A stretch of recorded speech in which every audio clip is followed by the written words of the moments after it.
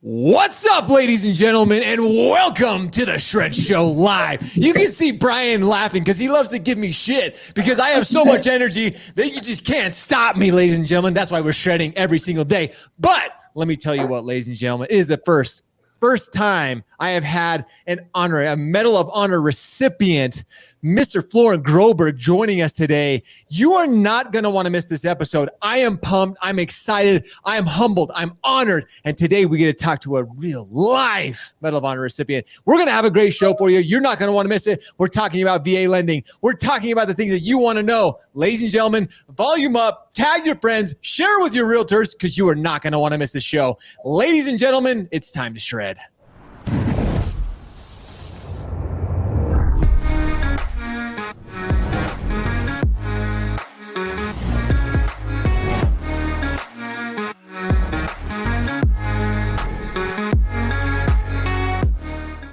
Ladies and gentlemen, what an incredible afternoon. I'm coming to you live with Bryan Bergjans and Flo Groberg. Hopefully I can call you Flo. It's the name. That's what it says, Florent. I want to call you like Captain. Like, I feel like there's so much respect that is necessary here. But I'm excited to have you. I've watched so much of your content recently. I mean, you were on the Late Show. I watched your whole interview or the whole receiving of the Medal of Honor with Barack Obama, with President Barack Obama. It's just such a cool thing. So it is an honor and a privilege to have you here today, Flo. Well, thanks for having me. I'm fired up. I don't know why Bryan's here, but I thought, it was going to be us too. I was ready for a good conversation, but all good, all good. I'm just going to be here getting everybody coffee or a drink. If you need one, just let me know. I'll do it virtually. Yeah, I like that. Send a little virtual coffee over. Well, I kind of feel the same way. But no, we like Bryan. He has done such a phenomenal job for the VA lending space in particular. He continues to educate, continues to inform, which we're going to be getting into that a little bit later on the show. But before we get into that, I mean, you truly are. I talk about it all the time. People see the flag in my background. I am one of those Americans who truly am grateful. And I don't think we do a good enough job respecting and giving honor and giving recognition to our incredible military family. So being that it's Military Appreciation Month in the month of May, we said, what better way than bringing on somebody who has served our country so heroically, so valiantly. And when Bryan even mentioned your name, threw your name out there, I'm like, dude, is that even can we seriously talk to Flo? Can you get him? Like, this would be nuts. So it's truly, it's super cool to have you here, but we'd love to kind of hear a little bit about your background. Again, you are a Medal of Honor recipient, which is truly amazing, but tell us a little bit about Flo. For those who don't know you, tell us a little bit about yourself. Yeah, no, first of all, Bryan, he just texts me and tells me where to be and what to do. And actually, usually no background behind it. So I just show up because he's a good dude. But I tell you what, I'm an immigrant, and I like to start off by saying that because it's important to, it's an important part of my story. I wasn't born here. I was born in France, and I came here. I was 11 years old. I didn't speak English, and this country's given me so many different opportunities to be successful, and I will forever be grateful. And so, I joined the military because of two different specific actions that happened in my life. One was my uncle being killed by a terrorist organization in 1996 called the GIA, sort of predecessors of Al-Qaeda in Algeria. And then a couple years later, 5 years later, when I'm just been naturalized as a U.S. citizen, 7 months later, 9/11 happens, and the same type of individuals. So I was honored to become an American, but I knew at that point I had to earn the right to call myself an American. And so when my adopted country is attacked, I need to be part of the solution. So it was a no-brainer for me to go join the military and serve my nation. And, to follow up also on every single male in my family has served in the military, whether it's in the U.S., in France, or in Algeria. So it was part of my duty, in essence, since being a Groberg, and I wanted to earn it. Now, I will tell you that the two greatest decisions I've ever made in my life were, one, to marry my wife, and two, to join the armed forces. I was probably the overly excited dude at basic training. I pissed off a lot of people because every morning, I'm serious, every morning I was fired up. I was fired up to go to work because every day was a day closer for me to call myself a U.S. Army soldier, and I wanted to earn that damn right. And then later on, when I became an infantry guy, officer, and went to Ranger School, Airborne School, but I was deployed in Afghanistan. That's when I truly realized the importance of serving. the importance of being a good teammate, the value of wearing a uniform, but most importantly, the responsibility behind, having the right integrity and mindset to go put your life on the line, not for yourself, but for other people. You fast forward a couple of years, August 8, 2012, I'm running a team in Afghanistan, Eastern Afghanistan, and that's when we were attacked by suicide bombers. And I tackled one of them. People ask, like, what goes through your mind when you tackle a suicide bomber? And the answer is simple: nothing. Doing your job, other than doing your job.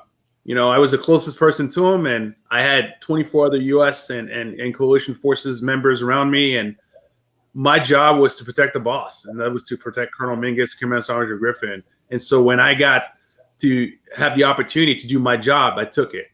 And the idea of like tackling a suicide bomber, the idea of dying didn't cross my mind. The idea of doing my job crossed my mind, just like it did with Mahoney, Brink, Ochart, Secor, Balderrama, and every single other individuals, that was involved in that patrol. Just like Command Sergeant Griffin, Major Gray, Major Kennedy, and Reggae, 4 great Americans who didn't come home on that day because of the suicide bombers. So in the end, I remember I went into the military to earn the right to call myself an American. I went in because I needed to do that part as a citizen when my country's at war. And also because I had this anger towards these individuals around the world that bring so much terror. But what I came out with, it was super interesting. I totally didn't expect that. It was the fact that I came out with the pure understanding of what love is. And people were like, what do you mean love? I'm like, trust me, it's love when you're willing to die for the people around you. Day in, day out, night in, night out. You are willing to sacrifice your life on the line for them, fully knowing that your families back home are going to have to live with those consequences of your actions. But you're willing to do it every single day because that person to your right, to your left, to your front, to your rear is the most important person in your world at that moment. And they're willing to do the same for you. Not many other countries, if any other countries in the world, are willing to do it the way we do it here in the United States of America. And that's what makes us special. That's what makes us different. And that's what makes us unique, is that we might have a lot of issues. We know we do. But when we're attacked and we need to band together, no other country can put those issues to the side and react the way we do. And so today I can tell you that I am one damn proud American. I'm grateful and honored that this country gave me an opportunity to call myself an American and a citizen. Most importantly, that it gave me the opportunity and the honor to serve and wear its uniform. Wow. Like that was seriously one of the most, like, I've got like legit goosebumps after that. I mean, that it kind of makes what we do, like helping people like with mortgages, Brian, going like, wow, that takes a backseat to everything like that. But here's something, Flo, for me, like just the way you hold yourself, the way you talk about your experiences truly shows who you are characteristically, like who you are as an American serving our country. And, it doesn't matter where you stand politically. It doesn't matter where people, what their thoughts are. Hearing from somebody who has saved the lives, literally saved the lives of people right around them. And they did it for the love, for the respect that they have, is just truly something that, again, it amazes me every single time when I hear stories, and having the fact to talk to you live about it today is just truly amazing. And I want to share this because this is when I read this, and now hearing you, I want to share this just real quick. This was during when you received the Medal of Honor with Barack Obama. He said this, and this just kind of, now again, hearing you, kind of encapsulates, on his very worst day, he managed to summon his very best. That's the nature of courage, not being afraid, but confronting fear and danger and performing it in a selfless fashion. I love how he said that, a selfless fashion. He showed his guts. He showed his training, how he would put it all on the line for his teammates. That's an American we can all be grateful for. So we truly are grateful for you. And again, it's so cool to have somebody who is so American. And right now, more than ever, we need people to be united, to be people that come together. So after that truly deep, like that, I literally could just be like, okay, we're done. This is awesome. But we have a little bit more that we want to get into. Yeah. And that's why we brought Bryan on, because we're like, oh, well, what better guy to help us with VA lending and talk about some of that. But with all that being said, at the same time, Flo, we're talking about VA lending this month. We're really trying to help our veterans, people like you who have heroically save the lives of others, who are heroically perfect demonstrations of what Americans should be. And now you've had the opportunity to use your VA lending benefits. You've gone through the VA process. You know what that looks like. So we'd love if you share a little bit about how the VA lending process went for yourself. Well, I think it starts one with having a good realtor and a good team behind you. To me, the first time I went through the VA loan process, I didn't know anything about it. Right, I'd heard about it, but I needed someone that I could trust, and so I did a lot of research in terms of identifying someone that I could trust, someone that could walk that journey with me and really answer all my questions and what I consider to be just stupid questions.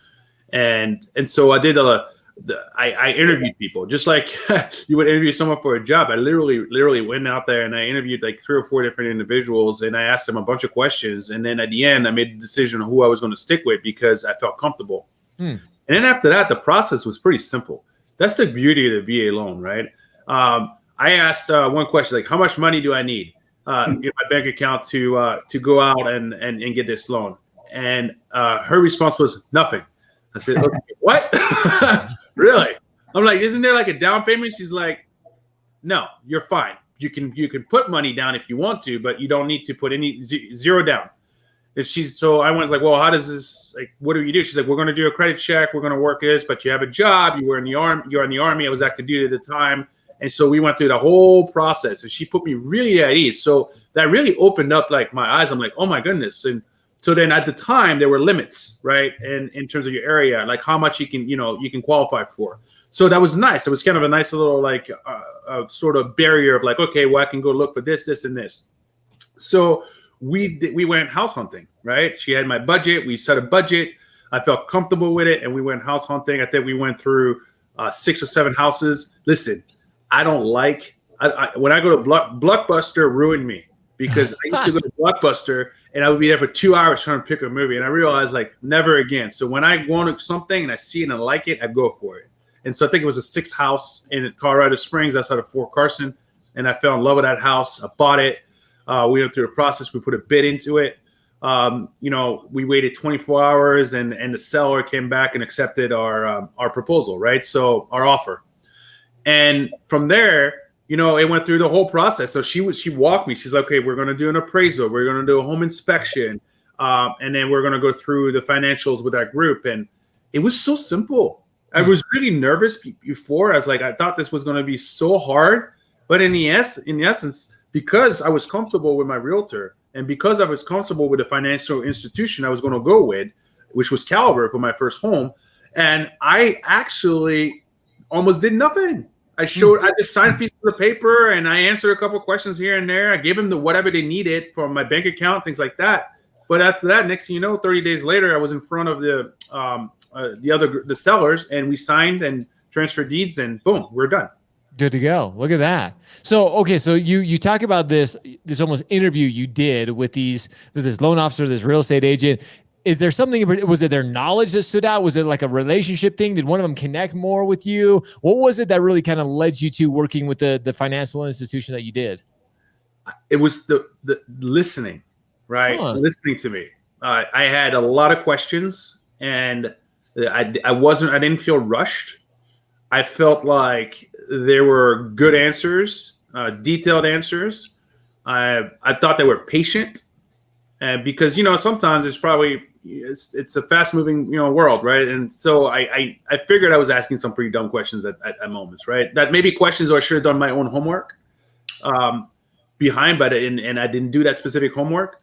And then I fact checked it, in essence, to be honest with you. And at the end, I just made a decision of like, well, this is the biggest purchase of my life, and we're talking about at the time it was $150,000 home. And I wanted to go through this process with someone that I could depend on. And so it was just a gut feeling, because they were great. All 3, I think it's 3 or 4 were great. But I trusted my gut.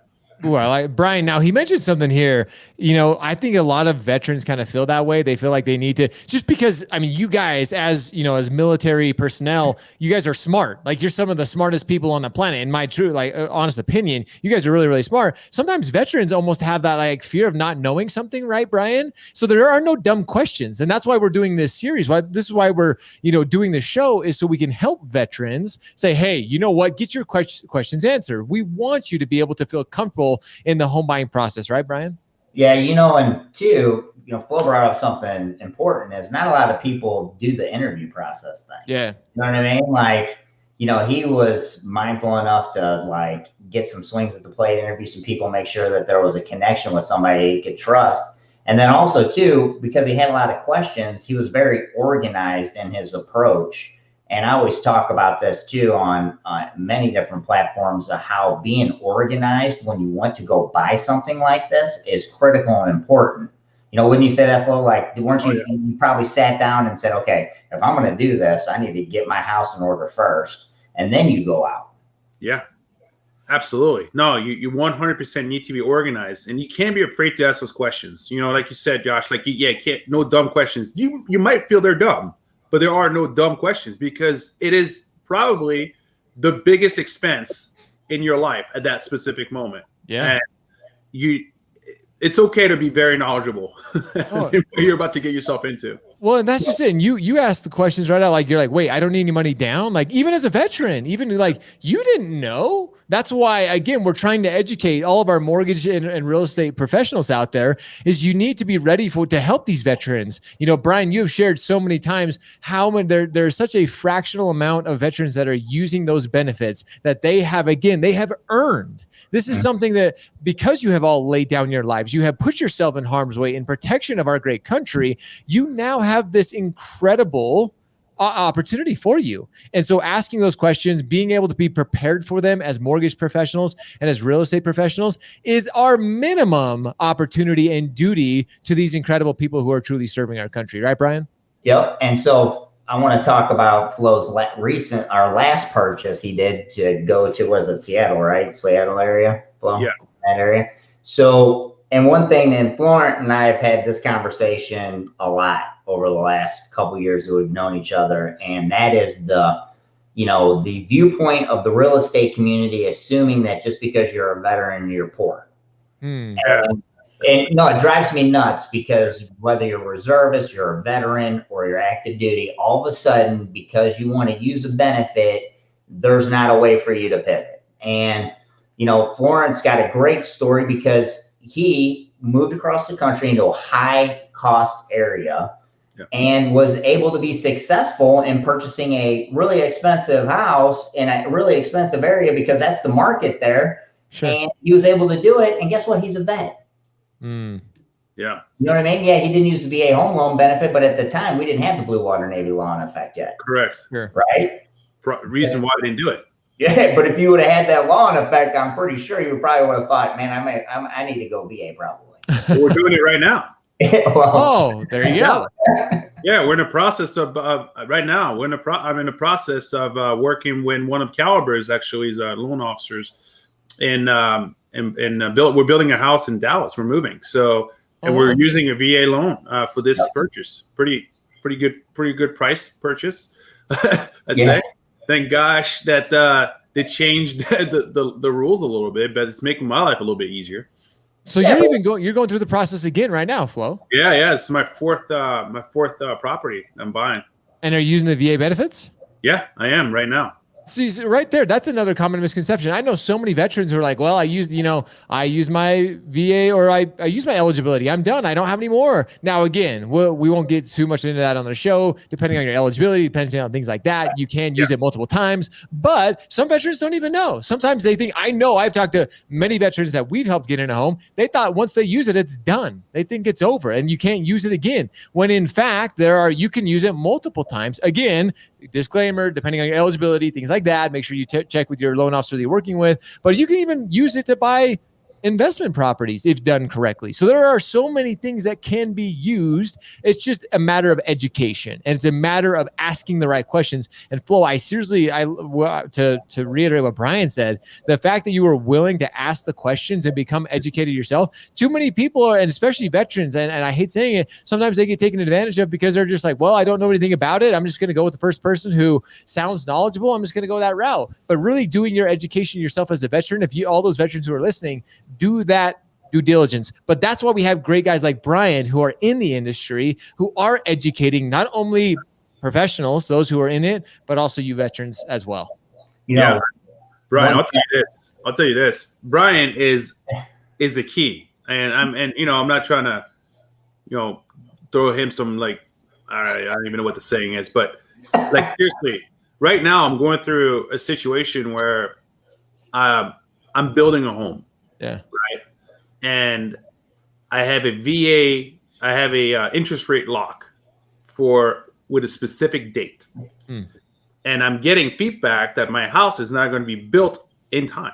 So you start to kind of freak out a little bit, when you're like, well, hold on, what does that mean? Like, if I don't close on this specific date, what happens to my interest rate? Like, does it start over? And so I had a conversation. I called Bryan for some guidance in this case, and he walked me through, here are, the steps, and here are the options. And then I went with my loan officer and we discussed my specific case of okay, this is more likely if you go 30 days, this is what happens, 60 days, this is what happens. So at least, though, I'm not excited about some of the options, and that's not the mortgage company or the loan officers, it's more of the builders. I know what to expect. So then I can mitigate potential issues, but most importantly, I can set expectations, right?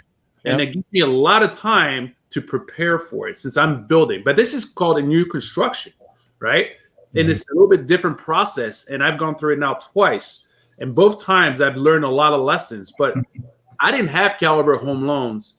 I'm not going to say what I had before. They were okay. I didn't have caliber home loans for my current house here, this house I'm in, when we built. And I had a lot of questions that were not answered. And so I had a couple surprises in the end.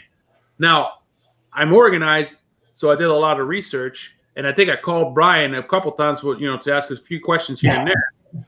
But right now, I feel really, really comfortable, again, because I have the right team that's guiding me through this process. It's all about the team. Go ahead, Bryan. No. I was going to say is, over communicating is not a bad thing. You know what I mean? There's no such thing as no news is good news. I don't care. We know that in the military too. In the military, you definitely, no news is not good news.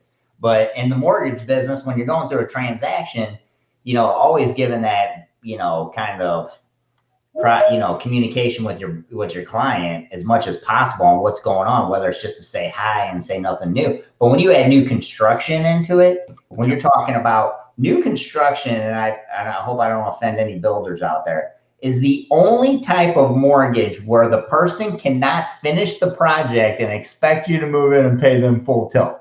Right? You know what I mean? If you tried to do that, or if Josh tried to do that, or I tried to do that, somebody tell us to go, fly a kite. But builders can all of a sudden say, hey, you know what? I'm sorry, we don't have the countertops in, your yard's not in, this isn't in, but we're still going to close on time. Yeah. You're still going to pay me your money. Yeah. And I made a mistake on this one too. I made a mistake, and I will tell you this, I have a recommendation for anyone that's buying a home, is really do your homework and read the paperwork. Read all of it. It's daunting. It's scary, but it's really smart. And you know what I made my mistake in? I didn't read how long the builder had to build my house. You know how long they had? How long? 2 years. What? They could be late for 2 years. Holy smokes, man. Yeah. So I'm just happy he's going to be a month right now. You're like, take that month, baby. You got it. Get it done.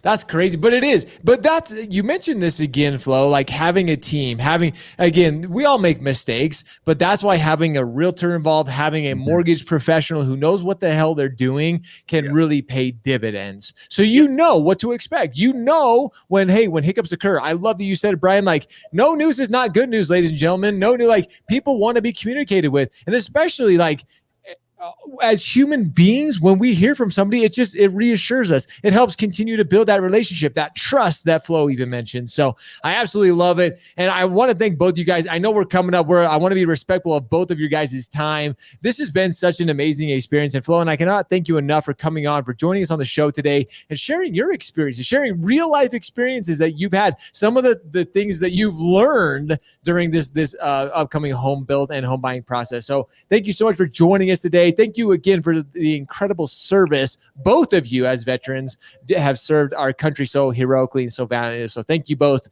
for all that you've done for our country. Thank you, Josh. This is awesome. Bryan, always a pleasure to join you, my friend. Like, let's keep doing these, man. All right. And Flo has become a veteran advocate for home ownership, and he just didn't know it yet. So let's go. He just did it right there. He stood up and he put his name on it. So yeah, he did.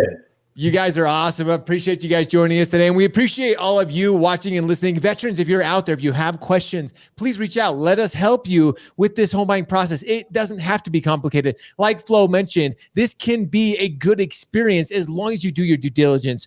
That's what we're here for. That's what we're doing this series for, because we want to serve you. Those who have served us, who have protected us and our rights, we want to do everything we can for you. So with that, ladies and gentlemen, we appreciate you. We love you. Now it's time for all of you to go show up, hustle, repeat every day. Hey, what's up, everybody? Thank you again so much for joining us for today's show. If you like the content, make sure you hit that like button below. And if you already haven't subscribed to our channel, click right over here and you can subscribe to our YouTube channel. And if you want to see our latest video, click over here. And again, if you want to see the best of the best of daily content within the mortgage and real estate industries, you have to subscribe now. We look forward to having you shred with us every single day.